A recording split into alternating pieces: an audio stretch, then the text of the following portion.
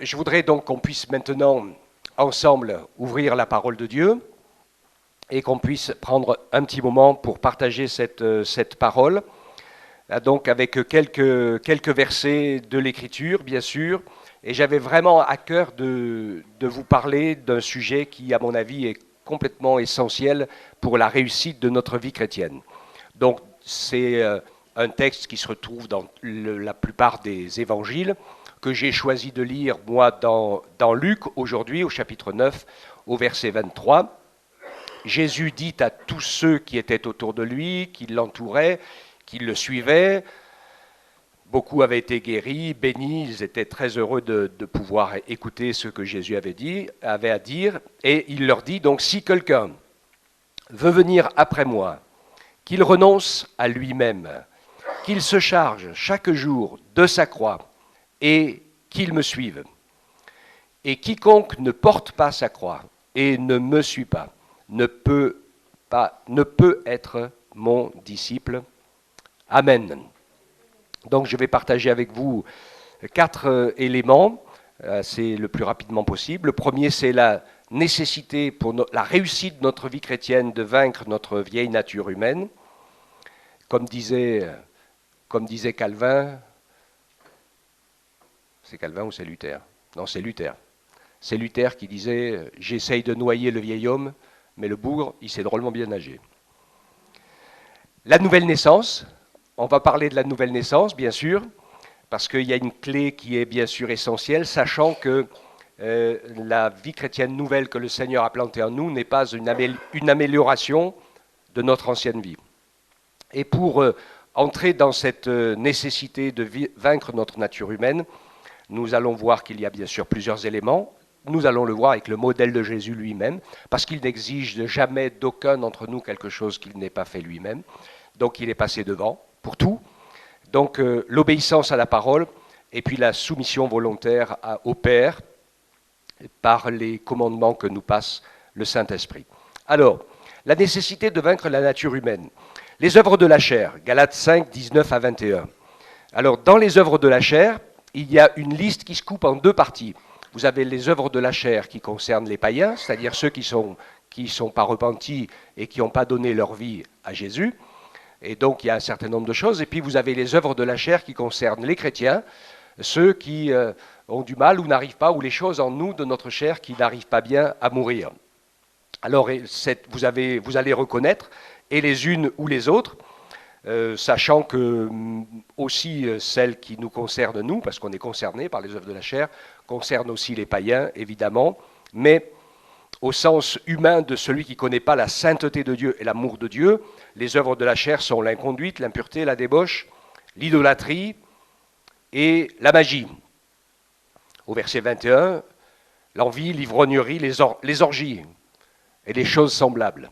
Des gens qui, ne trouvant pas dans ce monde de vraie paix, de vraie joie, de vrai bonheur, essayent de se le procurer par toutes sortes d'éléments, de fêtes, de débordements, dont on sait bien sûr, nous les uns les autres, et puis le monde le sait depuis longtemps, parce qu'il prône toutes sortes de libertés, mais il sait qu'à la fin, le corps, quand il a été vaincu par quelque chose, il en devient esclave. Celui qui est vaincu par la fumée, il devient esclave du tabac. Celui qui est vaincu par l'alcool, il devient esclave de l'alcool. Celui qui est vaincu par un comportement moral ou immoral ou décalé, eh bien, se retrouve esclave de ces choses. Et je ne vous dis pas, si je vous parle de la pornographie et de tellement d'autres choses encore qui existent dans ce monde.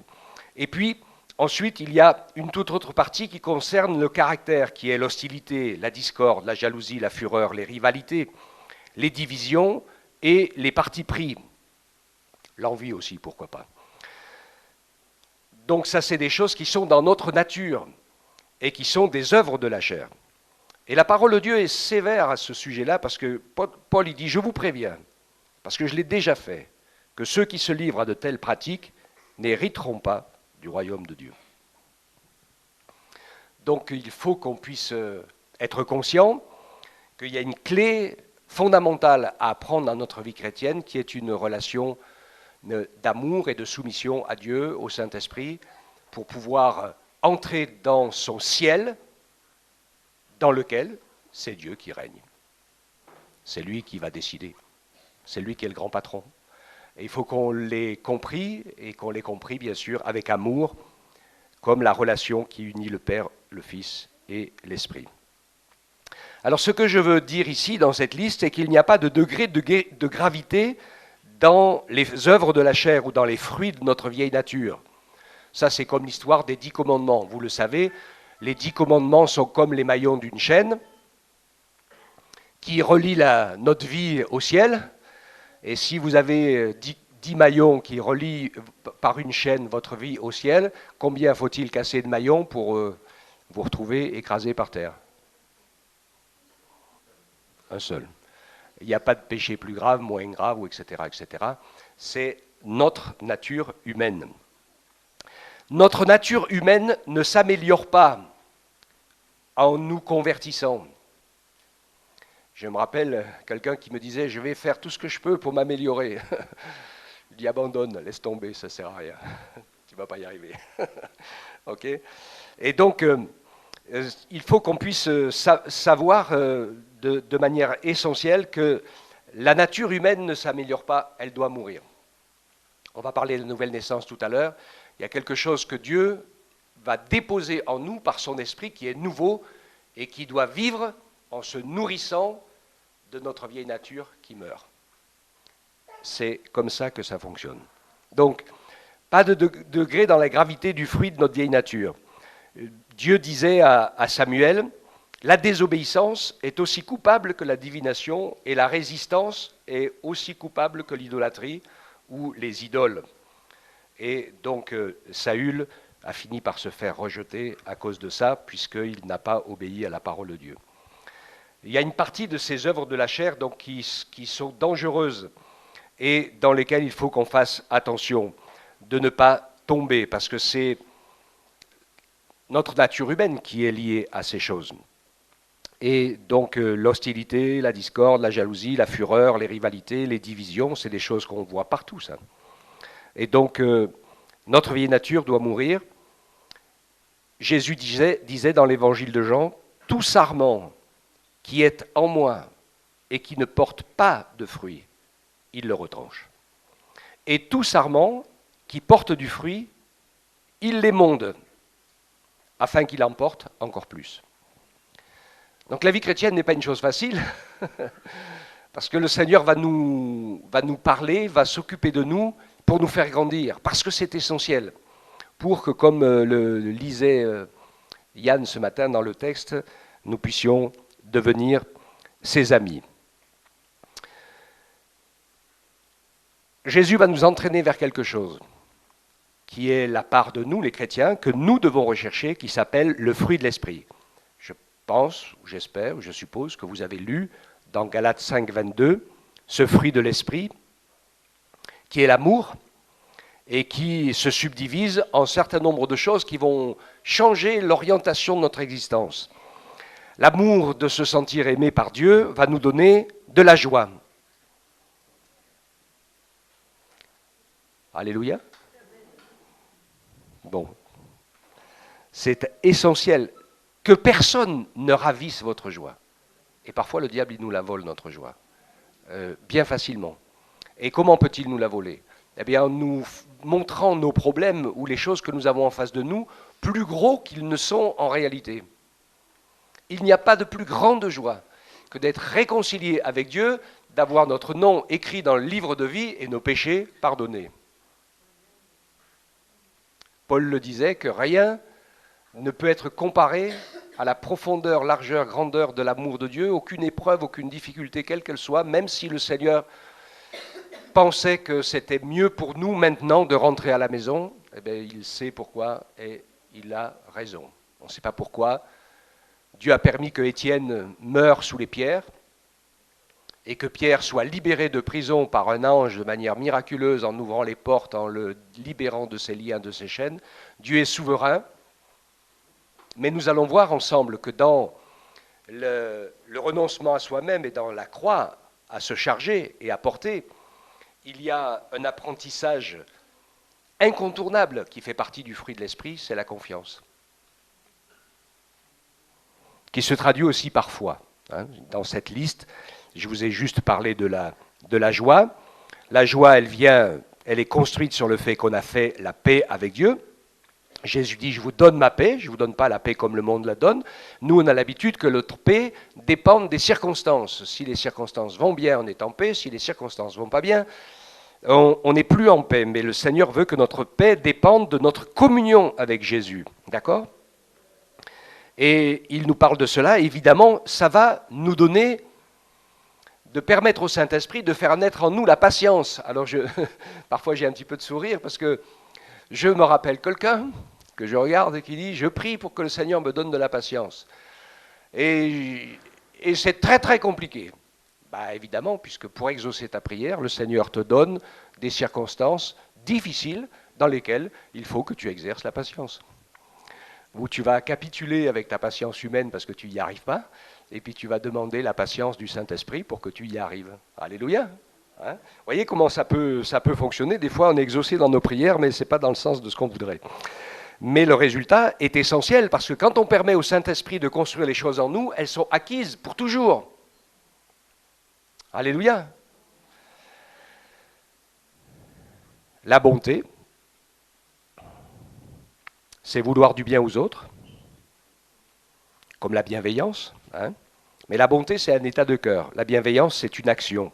Vous allez voir, vous pouvez, si vous voulez continuer dans cette liste, vous allez étudier des choses qui sont une attitude, qui, dans le caractère de Jésus, c'est comme ça que notre caractère doit devenir.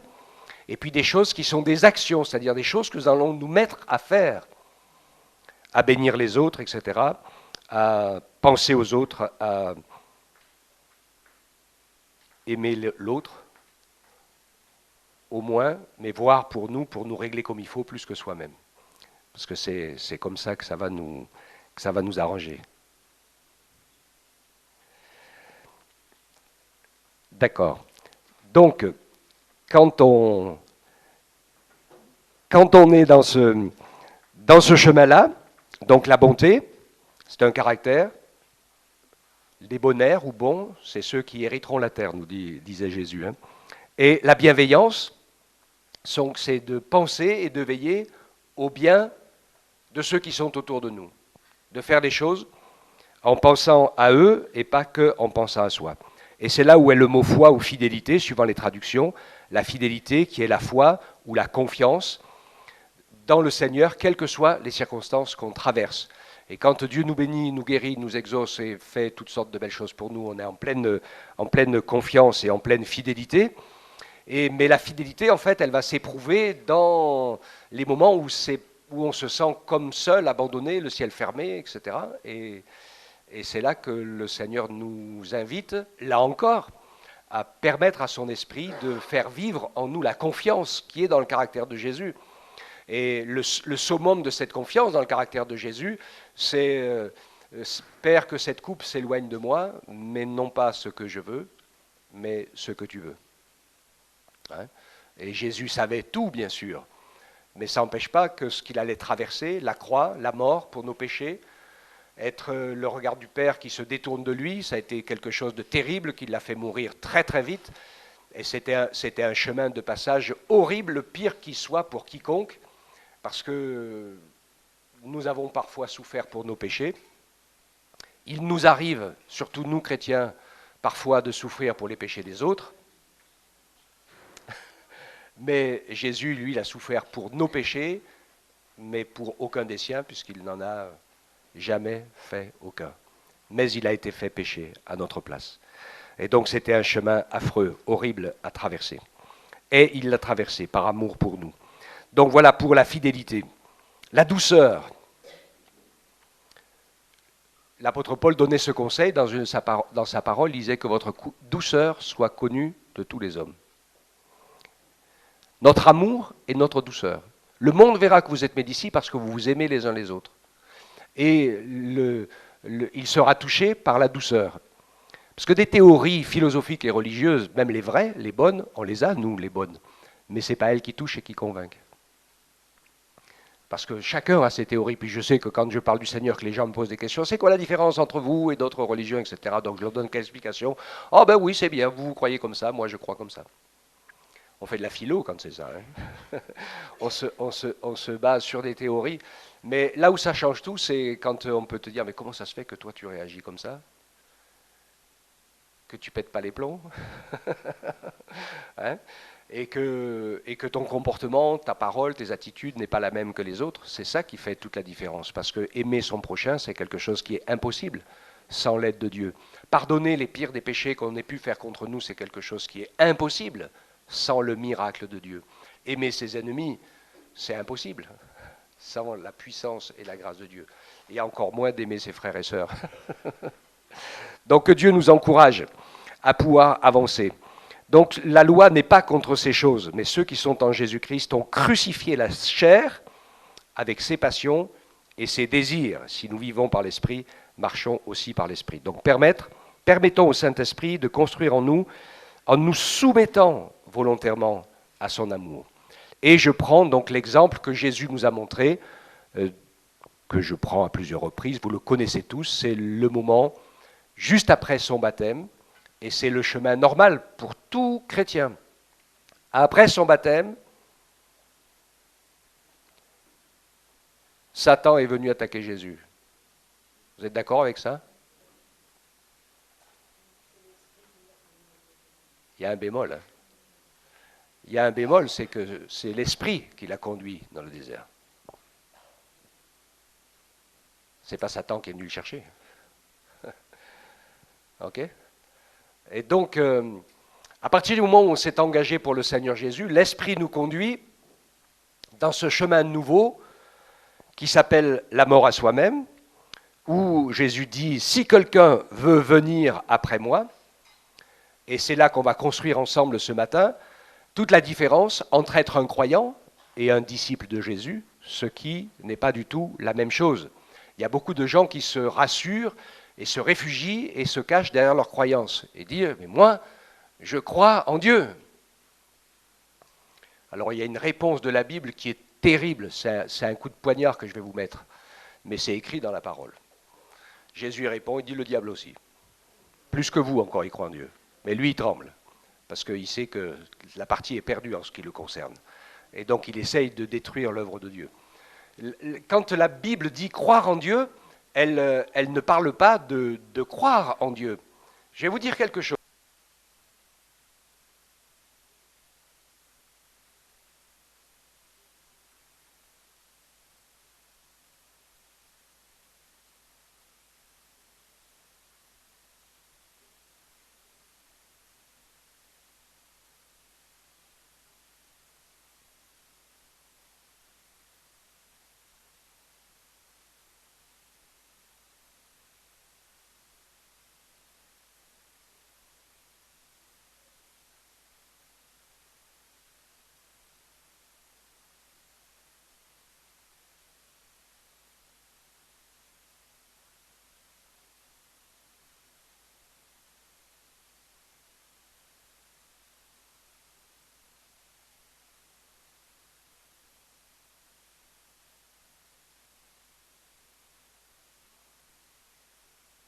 Devenir son disciple, c'en est une autre.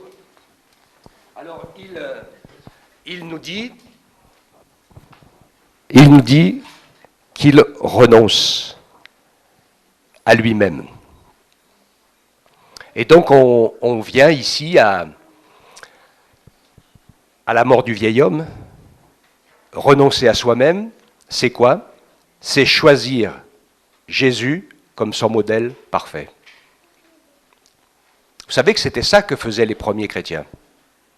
Aujourd'hui, c'est banalisé, le mot chrétien, on dit chrétien, etc. Mais il faut savoir quand même qu'à l'origine, ce mot a été inventé par les païens pour des gens qui ressemblaient, comme deux gouttes d'eau, comme un miroir, à celui dont ils parlaient. Et donc, ils les ont appelés chrétiens, c'était un sobriquet, un petit, légèrement à peine moqueur, sur un point, avec une petite pointe d'humour, mais qui voulait dire « petit Christ ». Vous ressemblez à celui dont vous parlez. C'est beau, ça. Hein. C'est vraiment ma prière que pour les uns et pour les autres, ceux qui nous côtoient puissent dire « il ressemble à celui en qui il croit ». Donc je reviens à Jésus, qui a été emmené par l'Esprit dans le désert pour être tenté par le diable. Il va jeûner jusqu'à la limite humaine.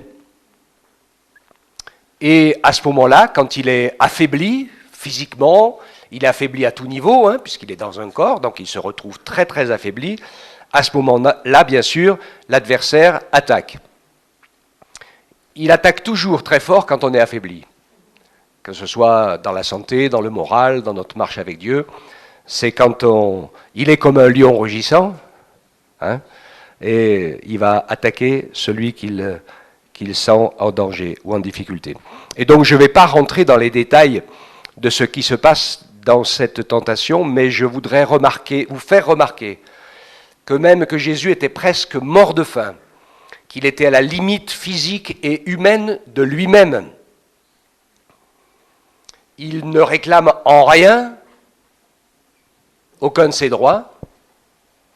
Je disais à l'étude biblique sur l'instruction biblique du vendredi soir, je dis on est dans un monde, surtout en France, où on a beaucoup de droits.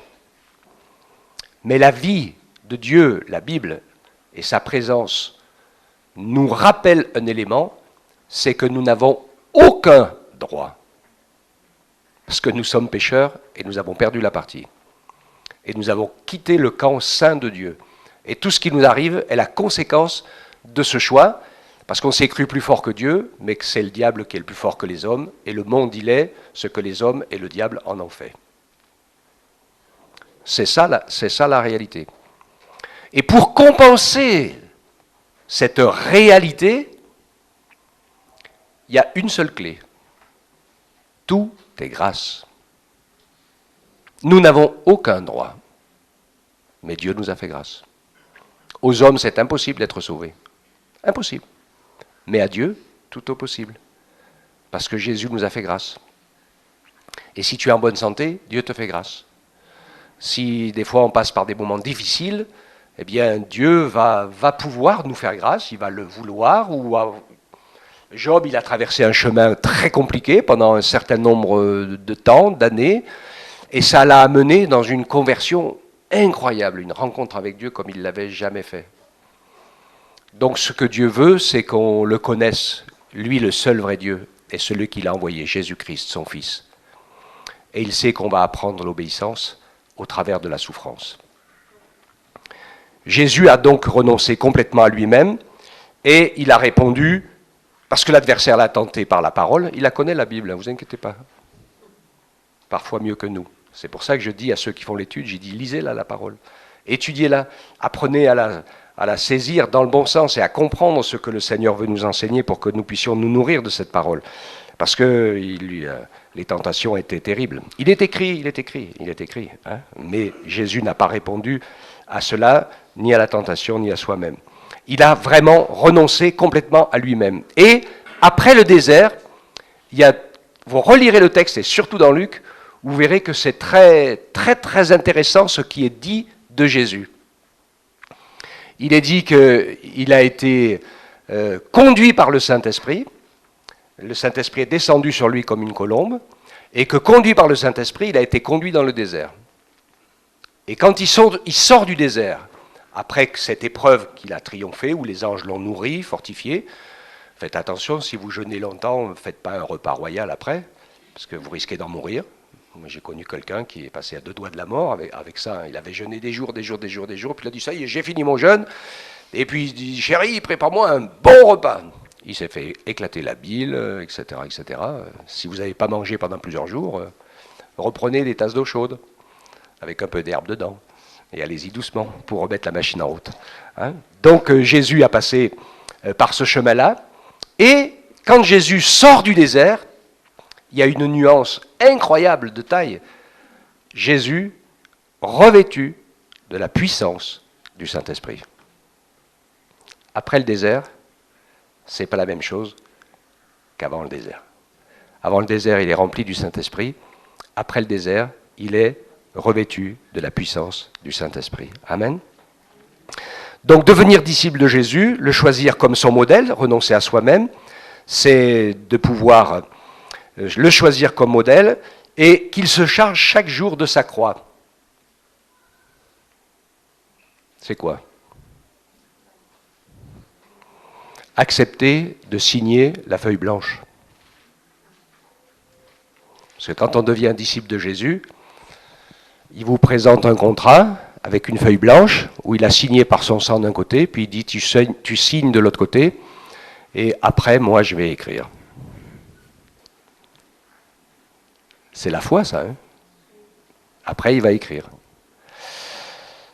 Toutes les épreuves de la vie nous vont travailler ensemble pour nous emmener à mourir à nous-mêmes, à renoncer à nous-mêmes et à permettre ainsi au Seigneur de faire son œuvre par son esprit en nous. Et ce que je remarque, parce que c'est pour nous tous comme ça, c'est toujours plus ou moins difficile à mourir à soi-même. Comme je parlais de Luther tout à l'heure, hein, et il y a des moments où de nouveau notre vieille nature voudrait reprendre le dessus.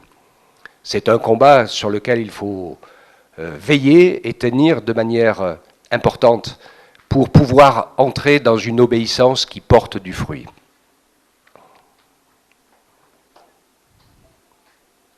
Ce combat, dans la mort à soi-même, c'est un cap à passer. Et beaucoup de chrétiens n'arrivent pas à passer le cap. Ils calent. Ils y sont presque. Et puis ils calent. On fait de la marche arrière. C'est comme comment dirais-je, de vaincre sa timidité pour prier ensemble avec les frères et les sœurs. Quand on décide des fois on décide, on va vaincre, alors on fait un gros effort, et puis on se dit, aujourd'hui je vais le faire. Puis souvent tu n'y arrives pas, parce qu'il y a toujours quelqu'un qui parle à ta place, et puis quand il y a un petit silence, tu n'as plus le courage, tu n'as plus l'inspiration. Hein, donc je vais vous donner une clé comme ça, parce que ça ne paraît pas, quand j'ai donné mon cœur à Jésus, j'étais très très très timide, ceux qui connaissent mon témoignage le savent. Puis un jour le Seigneur m'a montré que la timidité, c'était de l'orgueil, parce qu'on a peur de ce que les autres vont dire de nous. Donc on protège notre personne. Vous savez, il se cache partout, l'orgueil. Même dans la timidité. Mais ce n'est pas la foi. Parce qu'en fait, la foi, c'est, le Seigneur dit, demandez et vous recevrez. Donc je m'en fous si je suis humilié, si je ne prie pas comme il faut, si je ne dis pas les choses comme il faut les dire, mais je vais lui demander quelque chose pour le recevoir. Et quand on est un bébé, on n'a pas besoin de demander grand-chose de compliqué parce que le Seigneur, il est comme une maman, il sait ce qu'on a besoin, donc du biberon, les doses et tout ce qu'il faut. Mais quand on n'est plus un bébé et qu'on devient un ado ou un jeune, après, on commence à choisir sa nourriture. Et là, le Seigneur, il n'exauce plus de la même manière. Il dit, ben non, tu demandes. Et quand tu me demanderas, je ferai. Si tu ne me demandes pas, je ne fais pas. Parce qu'il respecte notre liberté et qu'il veut nous faire grandir dans la foi, bien sûr. Parce que ça fait partie du plan de Dieu au fur et à mesure. C'est pas écrit qu'une fois, demandez, vous recevrez. Hein. Et il parle du gynique qui persévère dans la demande, etc. Alors, je vais vous dire ce que j'ai fait quand j'étais tout jeune chrétien. J'ai dit, Seigneur, j'ai décidé de vaincre ma timidité et je ne passerai plus jamais une seule réunion sans élever ma voix pour pouvoir remercier le Seigneur, même de quelques mots d'adoration, de remerciement ou ma prière. Donc à partir de ce jour, la plupart du temps, j'étais pratiquement ingrillable, j'étais toujours le deuxième à prier. Parce que je laissais le premier démarrer. Hein. Mais je me suis dit, en numéro 2, ça ne se bouscule jamais au portillon. C'est comme quand on pose des questions aux jeunes, on leur posé des questions hier, la première question, c'était difficile à répondre. Eh bien maintenant, faites la deuxième question, comme ça ira mieux. Et là, pour prier, c'est pareil. Hein. Et donc, c'est vraiment important, parce qu'on ne s'en rend pas compte. C'est une proclamation dans son adoration. Dieu recherche des adorateurs. Évidemment qu'on adore Dieu. Il peut y avoir deux motivations, et elles sont ensemble, qui vous ont poussé à venir ici ce matin. Pour beaucoup, ce qui nous pousse, c'est parce qu'on a besoin de quelque chose que Dieu fasse dans nos vies. Donc ça nous pousse. Après, il y en a une deuxième, c'est qu'on a envie de se voir les uns les autres, ça c'est bien, c'est normal, c'est une très très bonne chose. c'est un super encouragement. Et puis, il y en a une troisième qui doit nous motiver, c'est celle d'offrir un culte à Dieu, parce que c'est quand même ça la réalité. De pouvoir apporter notre louange, notre adoration et dire à Dieu qu'on l'aime. C'est plus fort que dans le mariage. Parce que dans le mariage, si vous dites pas oui, les autorités civiles, ils ne peuvent pas conclure le mariage. Vous êtes obligé de dire oui. Au moins ça. Hein, c'est un minimum. Et donc, c'est la même chose dans laquelle le Seigneur veut nous encourager. Se charger chaque jour de sa croix, c'est de pouvoir le suivre avec fidélité, faire sa volonté, accepter, supporter, s'occuper des autres, faire ce que le Seigneur nous demande de faire, et puis réussir à ne pas toujours capituler en cours de route avant d'avoir passé ses victoires. Je vous ai parlé de la prière. Après, c'est plus du tout un problème pour moi pour prier. Parce que comme j'ai passé le cap, et que le diable sait qu'il ne m'aura plus jamais sur ce sujet-là, que cette bataille est finie, la bataille est finie. Ça marche tout seul après. Et souvent, c'est difficile, pour beaucoup, la vie chrétienne est quelque chose de très très dur. Parce qu'ils sont toujours en train de recreuser la même chose au même endroit.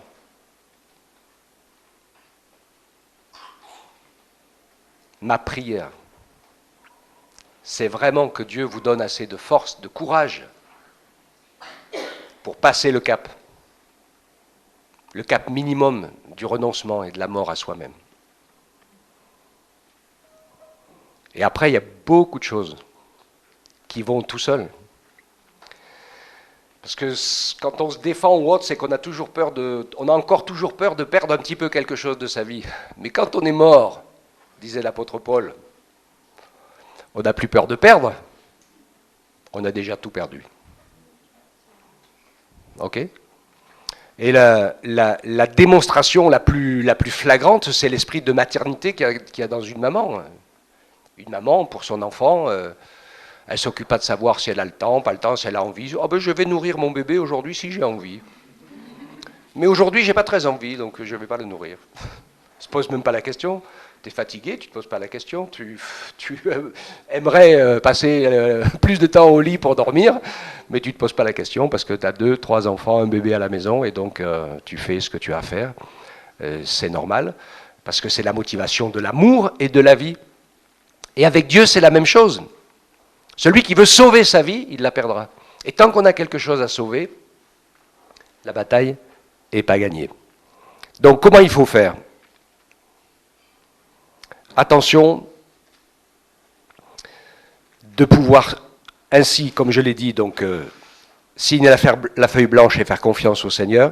Et puis Jésus dit, donc il se charge de sa croix, c'est renoncer à soi-même et renoncer à ses droits. Et puis qu'il me suive. Et la deuxième charge qui vient dessus, c'est de se laisser motiver par l'accomplissement de la volonté de Dieu et du plan de Dieu. Pour le servir comme il veut. Moi, je bénis le Seigneur tous les jours d'être à plein temps dans son service. Ça m'évite des questions incroyables. Est-ce que je viens au culte aujourd'hui ?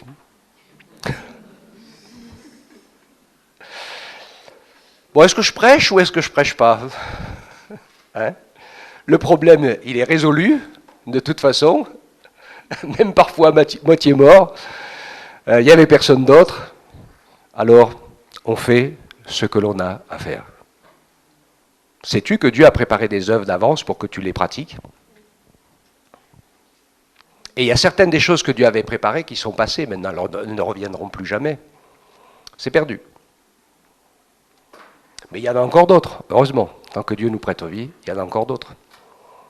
Donc il faut que nous puissions être attentifs à cela. Faire fructifier les talents que Dieu nous a donnés. Et surtout ne pas les enterrer. On sait comment ça se passe. L'orgueil est dans le cœur de l'homme. Et c'est un piège terrible. Parce qu'il rend aveugle sur soi. Vous connaissez ce qui a fait la chute de l'adversaire ? Ézéchiel 28, 17. Ton cœur s'est élevé à cause de ta beauté. Tu as corrompu ta sagesse par ton éclat. S'il n'avait pas regardé à lui, mais qu'il avait continué à regarder à Dieu comme étant le grand Dieu tout-puissant, il savait à ce moment-là que personne ne peut prendre la place de Dieu. Il le sait, c'est logique, parce que Dieu est Dieu, c'est lui qui donne la vie. Et il suffit qu'il retire son souffle et tout s'arrête.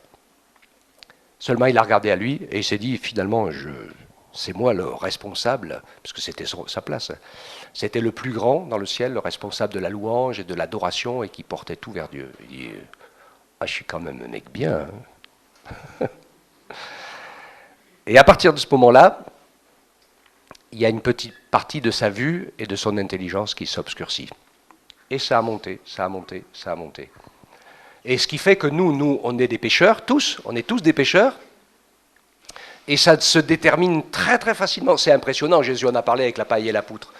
C'est que nous, en tant que pécheurs, on a un gros problème avec ce que j'appelle toujours le moi aveugle. C'est flagrant tout ce que les autres voient de moi et qu'il n'y a que moi qui ne le vois pas. Et c'est pour ça qu'on a besoin des autres. Et qu'il faut écouter les autres. Alors s'il y en a un qui te dit que ça va pas bien dans ta vie, peut-être il se trompe. S'il y en a deux qui te le disent, 3,